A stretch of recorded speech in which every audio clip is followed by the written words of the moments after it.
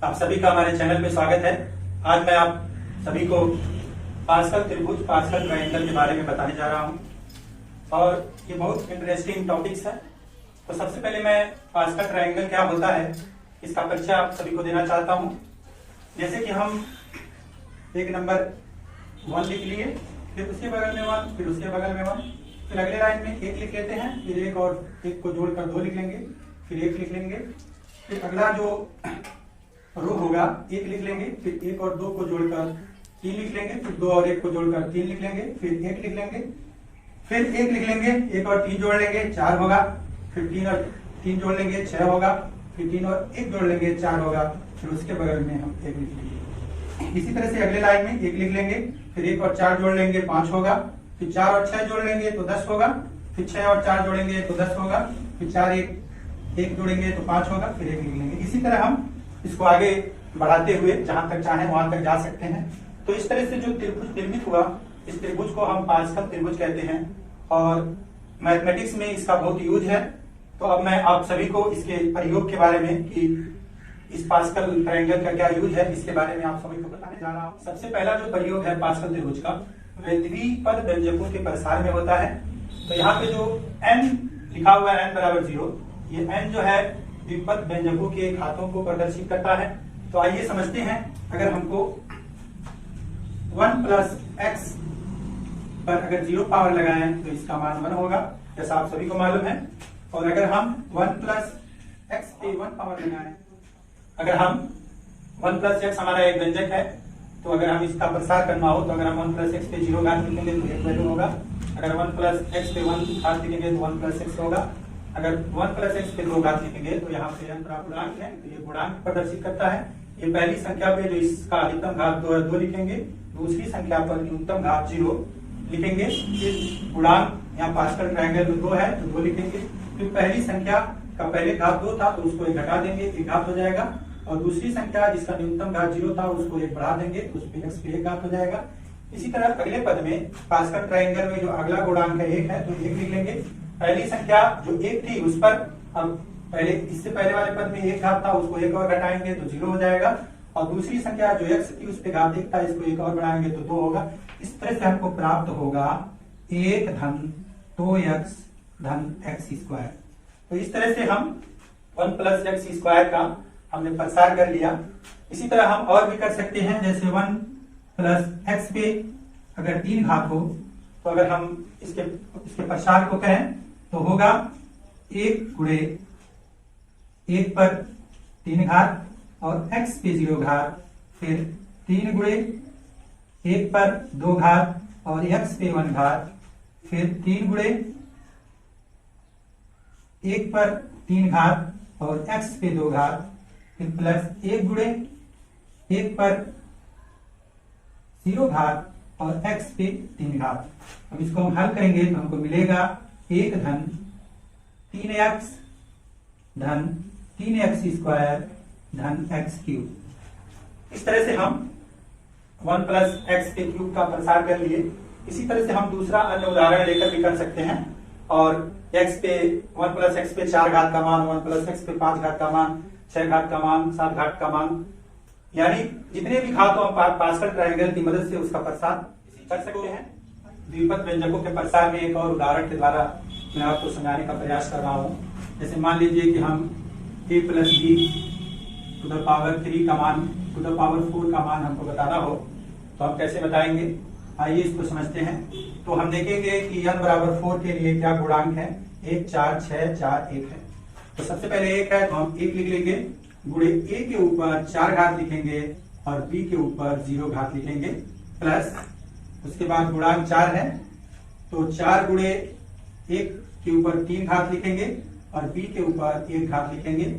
उसके बाद गुणांक 6 है तो प्लस 6 गुणे 1 के ऊपर 2 घात लिखेंगे और b के ऊपर 2 घात लिखेंगे, प्लस उसके बाद गुणांक 4 है तो 4 गुणे 1 के ऊपर 1 घात लिखेंगे और b के ऊपर 3 घात लिखेंगे। उसके बाद गुणांक 1 है तो हम 1 गुणे 1 के ऊपर 0 घात लिखेंगे और b के ऊपर 4 घात लिखेंगे। तो इस तरह से आप यहाँ देखते हैं कि एक संख्या पर घात अधिकतम से शुरू करके न्यूनतम की ओर जा रहे हैं और दूसरी संख्या का घात न्यूनतम यानी 0 से शुरू करके अधिकतम यानी 4 की ओर जा रहे हैं और जो n बराबर 4 के जो गुणांक है उनको आगे लिख दिया जा रहा है। तो इस तरह से हमको प्रसार प्राप्त हो जाएगा। तो पहला होगा a टू द पावर 4, दूसरे पद को हल करें तो होगा 4a क्यूब b, तीसरे पद को हल करें तो होगा 6a स्क्वायर b स्क्वायर, उसके बाद चौथे पद को हल करें तो होगा 4ab क्यूब, उसके बाद पांचवें पद को हल करें तो होगा b टू द पावर 4। इस तरह हम एक व्यंजक, एक द्विपद व्यंजक था a प्लस b, उस पे 4 घात था, उसका प्रसार हमको मिल गया a to the power 4 plus 4a cube b plus 6a square b square plus 4ab cube plus b to the power 4। इस तरह से हम किसी भी द्विपद व्यंजक पर चाहे जितना भी घात हो, 5 घात 6 घात, उसका प्रसार बड़े आसानी से पास्कल त्रिभुज की मदद से हम कर सकते हैं। शायद आपको जो पहला प्रयोग है ये समझ में आ गया होगा और आप गणित में इसका प्रयोग भी करेंगे। आइए अब हम इसके दूसरे प्रयोग की तरफ बढ़ते हैं। यहाँ पे जो पहली लाइन है ये वंश है यानी केवल एक है। ये जो दूसरी लाइन है ये गिनती की संख्या है, इनको काउंटिंग नंबर कहते हैं। जो यहाँ पे चौथा विकर्ण है या चौथा जो लाइन है ये ट्रायंगुलर नंबर है। अब आप समझिए कि ट्रायंगुलर नंबर होता क्या है। जैसे यानी वे नंबर जिनसे हम त्रिभुज बना सकें उनको ट्रायंगुलर नंबर कहते हैं। जैसे पहला 1 लिखा है तो अगर हम एक डॉट लें तो ये एक डॉट हुआ। उसके बाद 3 लिखा है, ये एक था 1 डॉट। अब हम 3 डॉट लेंगे 3 डॉट्स। तो 2 डॉट नीचे लगा दें और 1 डॉट ऊपर लगा दें तो एक त्रिभुज बन गया। उसके बाद 6 है तो 6 में हम नीचे 3 डॉट लगा दें, उसके बाद 2 डॉट लगाएं, उसके बाद 1 डॉट लगाएं तो ये भी एक त्रिभुज बन गया। ये थे 6 डॉट्स। इसी तरह से अगला जो है 10 है तो हम नीचे 4 डॉट लगा दें, उसके बाद ऊपर 3 डॉट लगाना पड़ेगा, फिर उसके बाद ऊपर 2 डॉट लगाना पड़ेगा, फिर 1 डॉट लगाना पड़ेगा तो इससे भी एक त्रिभुज का निर्माण होगा। ये थे 10 डॉट्स। तो ये जो नंबर है 1, 3, 6 और 10 ये त्रिभुज का निर्माण कर रहे हैं। तो इसलिए इन संख्याओं को हम ट्रायंगुलर नंबर कहते हैं। तो ट्रायंगुलर नंबर का पता करने के लिए पास्कल ट्रायंगल का प्रयोग करते हैं। इस ट्रायंगुलर नंबर का उपयोग क्या होता है। जैसे मान लीजिए कि हमारे पास लकड़ी के 10 बोटे हो और उनको एक दूसरे के ऊपर रखना हो तो हम कैसे रखेंगे। तो हम सबसे पहले हमारे पास लकड़ी के कितने लॉग्स हैं, 10 लॉग्स हैं यानी 10 बोटे हैं। हम इनको एक दूसरे के ऊपर रखेंगे तो कैसे रखेंगे।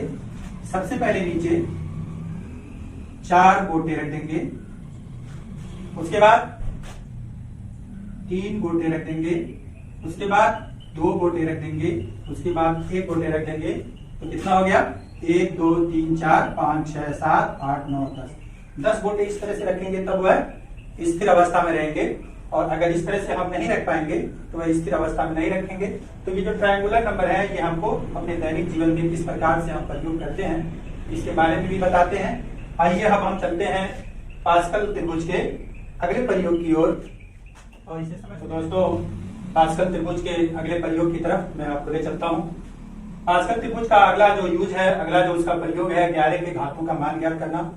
जैसे अगर 11 पे 0 घात हो तो उसका मान 1 होता है, 11 पे अगर 1 घात हो तो उसका मान 11 होगा। पास्कल त्रिभुज के दूसरे लाइन में आप 11 देख सकते हैं। 11 पे अगर 2 घात हो तो उसका मान 121 होता है, यानी 11 पे अगर 0 घात हो तो उसका मान 1 होगा। 11 पे अगर 1 घात हो तो उसका मान 11 होगा। 11 पे अगर 2 घात हो तो उसका मान 121 होगा। आप गुणा करके देख सकते हैं। अगर 11 पे 3 घात हो तो उसका मान पास्कल त्रिभुज के में 30 चौथे लाइन में देखिए 1331 होगा। अगर 11 पे 4 घात हो तो उसका मान 14641 होगा। इसी प्रकार से हम 11 पे अन्य घातों को भी हम ज्ञात कर सकते हैं। आइए हम एक और आपको करके दिखाते हैं। अगर 11 पर 5 घात हो तो मान क्या होगा, जैसा कि 11 पे 5 घात यानी 0, 1, 2, 3, 4, 5वां, पांचवा जो रो है, पहले रो को 0 बोलते हैं, दूसरे को पहला, तीसरे को दूसरा, चौथे को तीसरा रो, उसके बाद चौथा रो, पांचवा रो में जो संख्या लिखा गया है 1, 5, 10, 10, 5 लिखा है, तो हम इसको इधर से दाहिने तरफ से 1 लिख लेंगे, फिर उसके बाद 5 है 5 लिख लेंगे, फिर उसके बाद 0 है 0 लिख लेंगे, और जो 1 बचा वो इसमें जोड़ देंगे, तो 10 में 1 जोड़ दिए 11 हो गया, 11 का 1 लिखेंगे, फिर इसका 1 जो बता इसमें जोड़ देंगे, तो 5 1 6 हो गया, 6 लिख लेंगे, फिर उसके बाद 1 है 1 लिख लेंगे, यानी 11 पे 5 घात का मान 16, 10, 51 ये होगा। इसी तरह 11 पे 6 घात 7 घात का वैल्यू हम ज्ञात कर सकते हैं बड़ी आसानी से। 11 पे 5 घात का मान हम पास्कल त्रिभुज की मदद से किस प्रकार से ज्ञात किए हैं, इसी तरह से हम अगर इसको और पास्कल त्रिभुज को आगे बढ़ाएं